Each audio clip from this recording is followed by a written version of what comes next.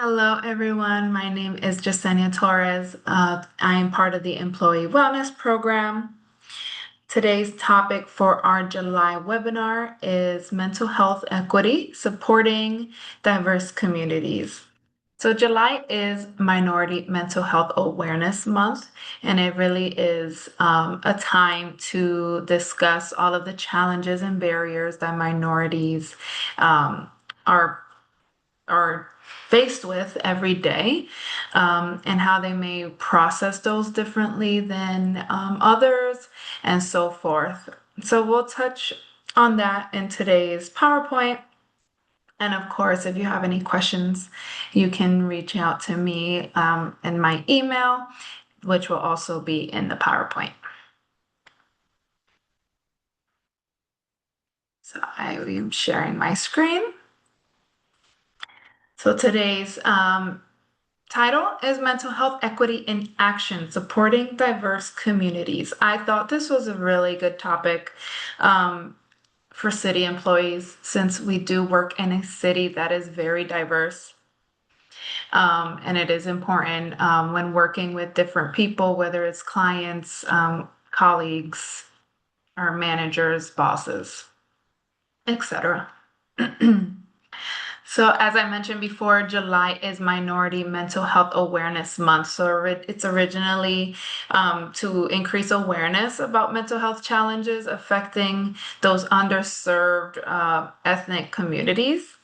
So, it's every July, and again, it's to raise awareness on mental health disparities, reduce the stigma, improve access to care, is to promote culturally responsive support and encourage a conversation about mental health, of course, because that is something that many try to avoid or try to forget, but it is affecting many people. I do have some statistics.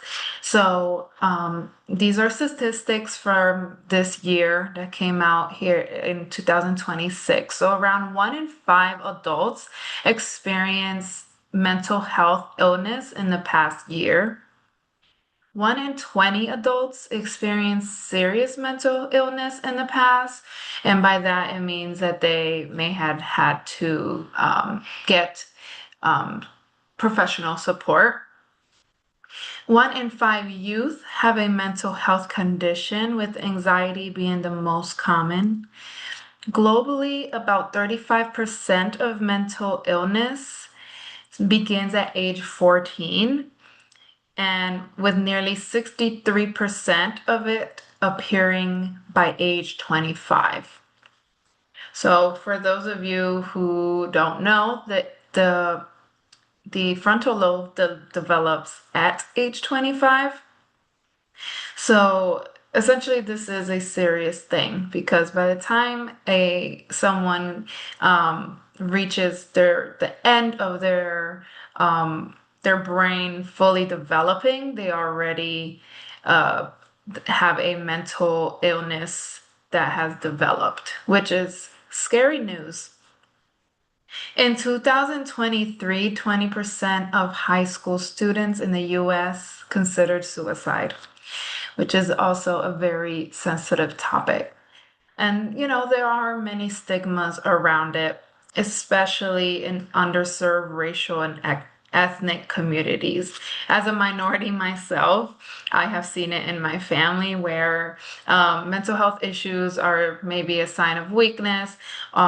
Therapy is looked down on. It means you're weak, or it's also just they may tell you like you could handle your problems within yourself or within your family, um and going to a professional may make you embarrass the family.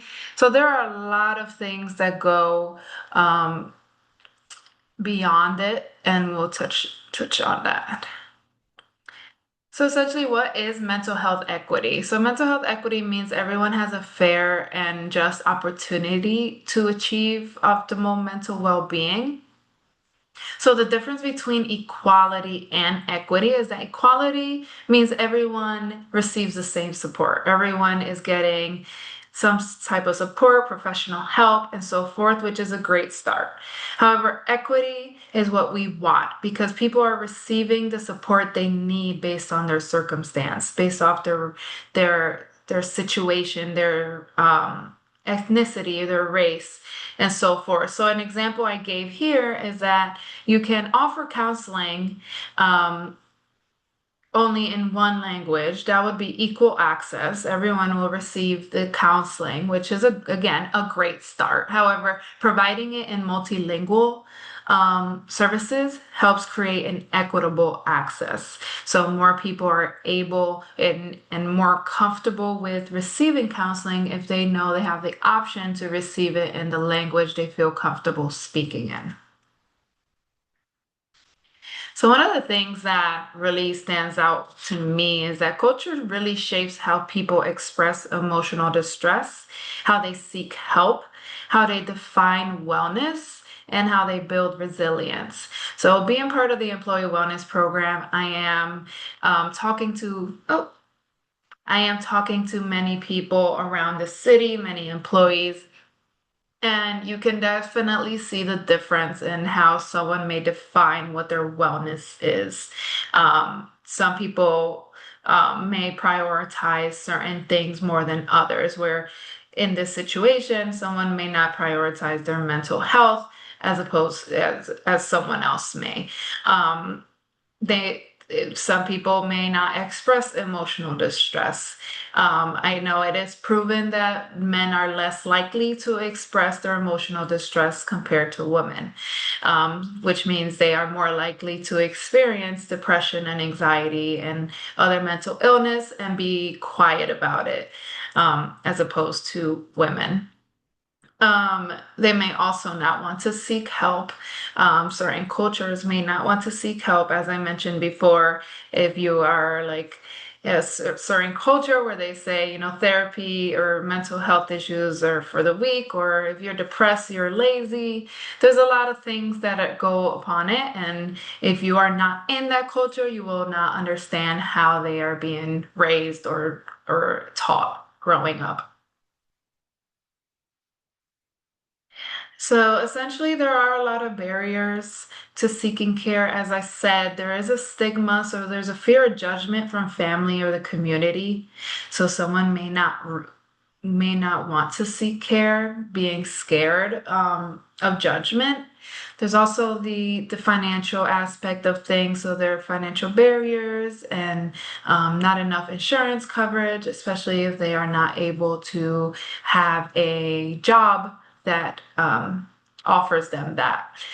Access, so limited providers or long wait times in more minority cultures or minority cities, such as New Haven. There is a lot of help and support, but the wait times may be longer in these specific clinics and health professional settings.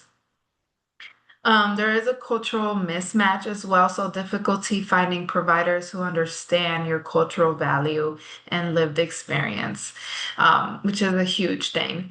Language, there's limited services and translated materials, and then of course trust. So um, if you have dealt with many negative experiences or have heard negative experiences from family members or your community, it may be difficult for you to trust the healthcare system. So, mental health and the workplace. So, these are some things that if you are an employer, if you are, a supervisor in your department, you may see these things, but again, everyone will express it in a different way. So it is important to talk about it within your staff, your friends, your colleagues, and later on we'll talk about even asking questions and digging deeper.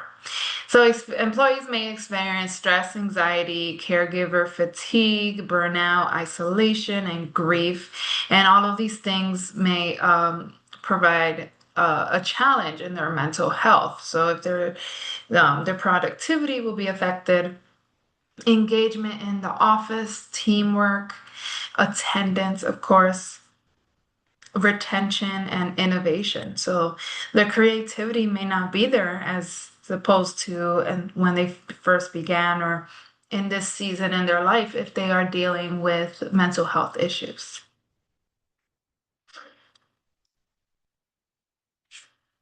So research shows that employees who feel they belong are more likely to be engaged, stay with their employer, ask for help, share ideas, and support coworkers. So I thought this was important to add because being how we're talking about mental health, many of us are dealing with things outside of the office, outside of our job, dealing with family issues and friends, family, financial, a list of things. But when there is a belonging in when they're at work and their place of employment, that can make a huge difference in the way they deal with and cope with their mental health.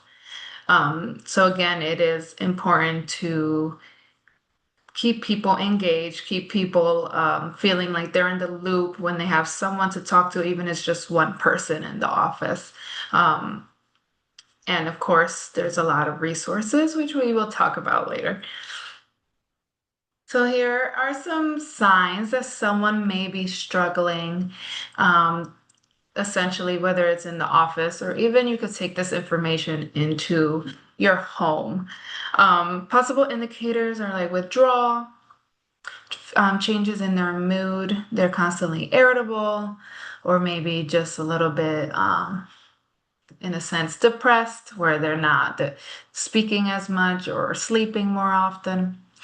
Missed deadlines, increased absences, their reduced concentration, fatigue, and again, irritability.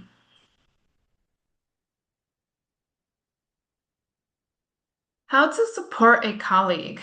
Again, these are things that you talk about within the department, company, or so forth within the city. It's an important conversation, but these are some easy things that you can do on a daily basis. Just to, if you see something off with someone, you can essentially listen. So if you're actively listening, many times people will tell on themselves or say something to kind of hint that they're struggling. So if you are actually actively listening, you will notice that. Show empathy if someone is slacking in the office, missing deadlines, things of that sort. Please remember that people are going through things that are beyond the workplace. And a little bit of empathy goes a long way. Respect their confidentiality. So they do end up sharing things with you, of course. Um, Keep that confidential. Ask how you can help if they will like help, and encourage professional support. Please do not try to diagnose them. Do not gossip with others. Don't minimize their feelings as well. And don't assume that they're going through something specific. It could be something completely different. If they're upset in the office, it's not because of you. Don't take it personal. Don't think it's because of the work environment. It could be very much something that's on their mind from something outside of work. So here are some good actions that promote equity. So essentially, this is in the workspace. Again, practice active listening, learn about different cultures. That's where the conversation starts with this PowerPoint. I gave some examples of how certain cultures view mental health, but there's lots of research online about how to observe that. Respect religious and cultural observances. I think this is important also to going back to making someone feel like they belong in the office. For example, if it's Christmas time and someone does not celebrate Christmas time, be respectful of that. and still make them feel like they belong, even if they can't participate in the Christmas activities. Or, for example, if someone is Muslim and is participating in Ramadan, be respectful of their fasting and their religious practices. Speak up respectfully against bias. So if you see something wrong, definitely speak up. Include all voices during meetings, check in with your teammates, promote psychological safety, of course, and small actions create meaningful change. Here is a reminder that as a city employee, you have access to many mental health support. And these are things that if you yourself are not struggling with, if you see someone else dealing with it, then there are support organizations as well. So to the left, you see all of the city employee resources, employee assistant programs, us at the employee wellness program. So we're happy to help his health insurance, health services, HR support, manager support, so and so forth. Now, if the person you may see or talk to and they're dealing with mental health crisis and they are not a city employee, these are also organizations that work outside. So NAMI, Mental Health America, Substance Abuse and Health Services Administration, 988 Suicide and Crisis Lifeline.